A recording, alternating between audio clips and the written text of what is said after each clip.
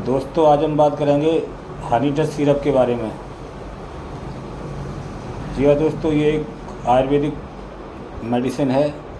ये डाबर कंपनी की है।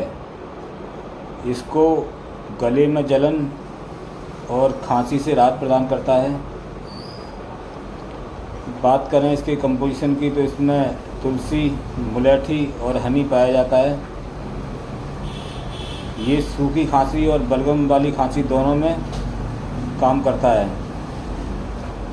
सर्दी और फ्लू के लक्षणों में भी इसका बहुत अच्छा उपयोग पाया जाता है। इसको आप किसी भी मेडिकल स्टोर से ले सकते हैं। बात करें इसके डोज की तो एडल्ट लोग 18 साल से ऊपर के 2-2 चम्मच दिन में 3 बार गर्म पानी मिलाकर लें और 10-11 साल के बच्चे 1-1 चम्मच दिन में 3 बार आधे कप पानी मिलाकर ले सकते हैं। ऐसी जानकारी के लिए चैनल को लाइक और सब्सक्राइब करें। Thank you.